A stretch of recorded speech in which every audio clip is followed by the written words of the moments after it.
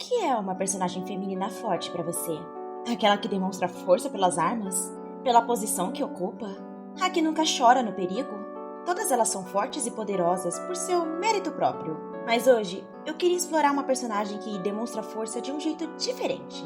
A que se doa pelos que ama e aprende a se doar pra si mesma.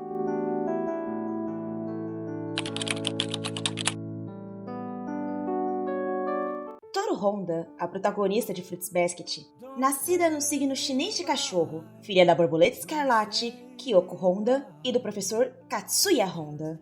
Nós somos apresentados a ela de um jeito inusitado, com ela saindo de uma barraca e indo pra escola como se aquilo fosse a coisa mais comum do mundo. E logo, Natsuki Takaya nos faz entender toda a personalidade da nossa protagonista em poucos quadros. Toru é educada e gentil, um tanto inocente e, principalmente, extremamente altruísta.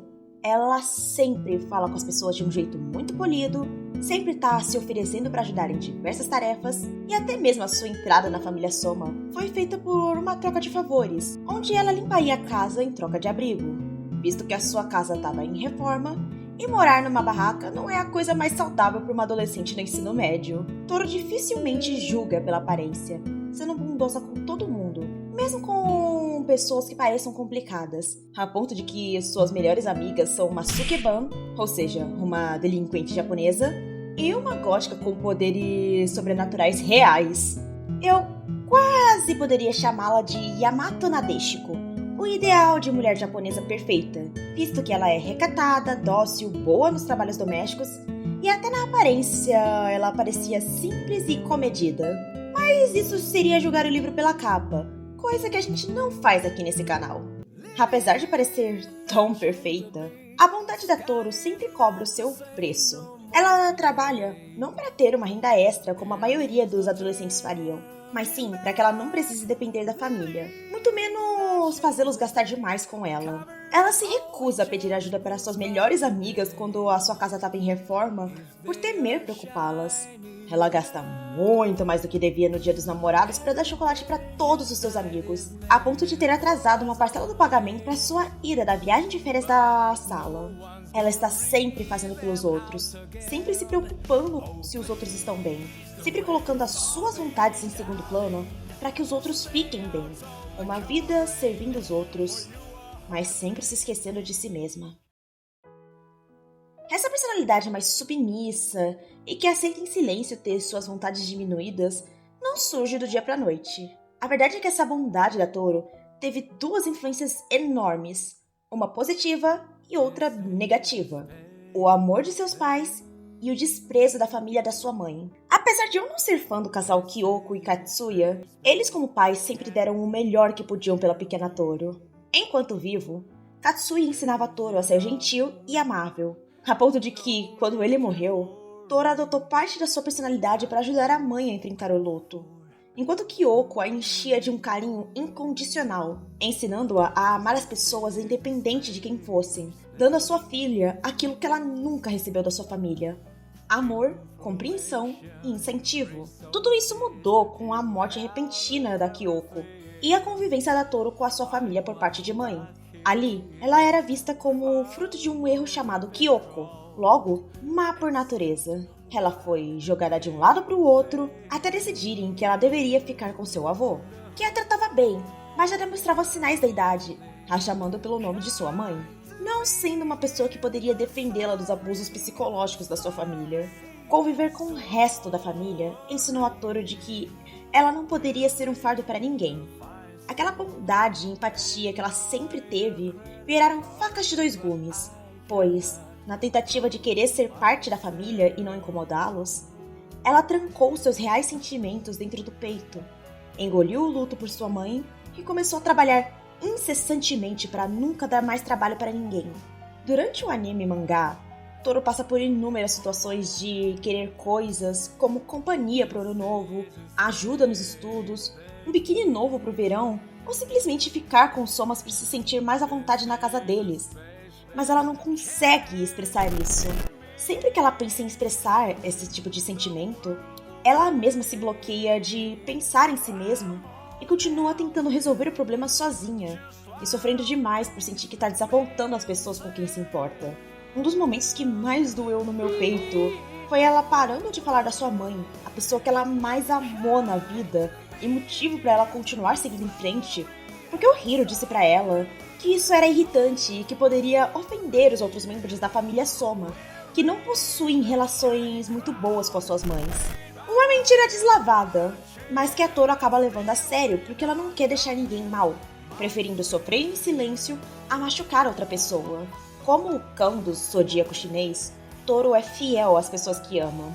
Ela assume essa posição de protetora, aquela que vai acolher e amar incondicionalmente as pessoas da sua vida, como um cão que guarda a casa de seus humanos. Ela e o Shigure, representante desse signo, têm esse cuidado em comum, mas enquanto ele possui suas razões egoístas para isso, Toro leva isso para o extremo do altruísmo.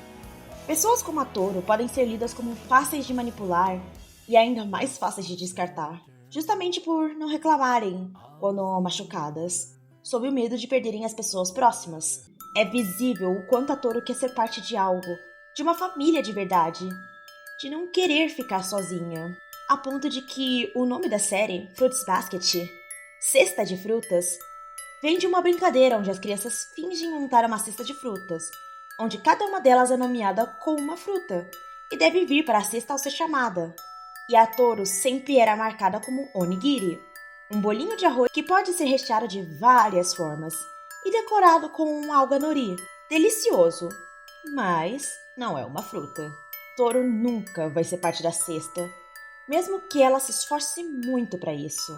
Pessoas como ela podem passar a vida inteira se esforçando para serem aceitas, trabalhar, nunca reclamar, esquecer de tudo que pareça fraqueza, podar sua personalidade e vontades para as outras pessoas viverem confortáveis, tirando forças de onde não tem para se manterem firmes pelos seus entes amados. E mesmo assim, elas não fazem parte. Quero dizer, até que alguém devolva essa bondade.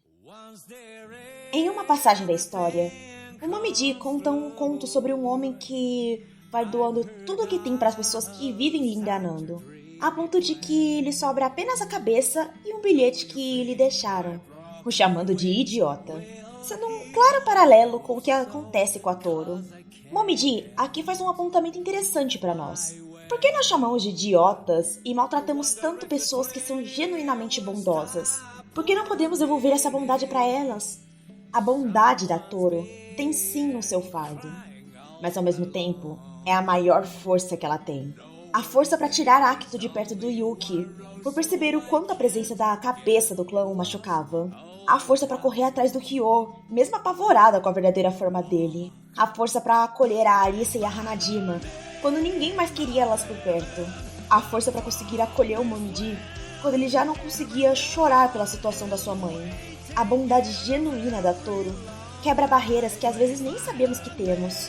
Sua posição é pacífica, mas nem por isso ela deixa de mover a sua história e a história de Fruits Basket.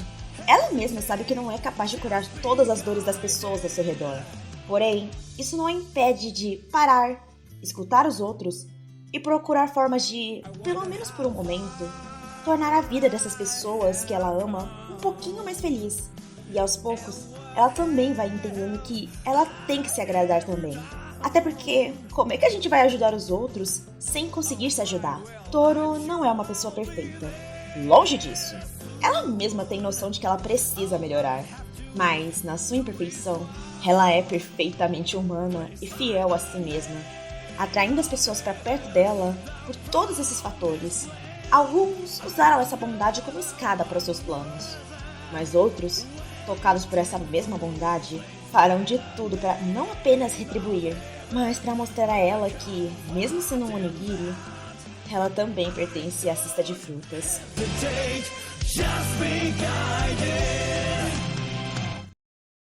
Meu nome é Sarah de Bliss, às vezes Sebastian, e essa foi a minha análise da Toro. Eu tô testando esse novo formato de analisar personagens e espero que gostem dele. Se quiser dar uma ajuda ao canal, considere compartilhar o vídeo, deixar um comentário, fazer uma doação na LivePix ou comprar os meus livros.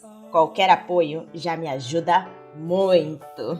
Ah, e não esqueça de dar uma olhada no nosso Discord. Tem sempre conversas divertidas por lá. Eu vou ficando por aqui, nos vemos no próximo vídeo e... Você sabe a cor da sua alma?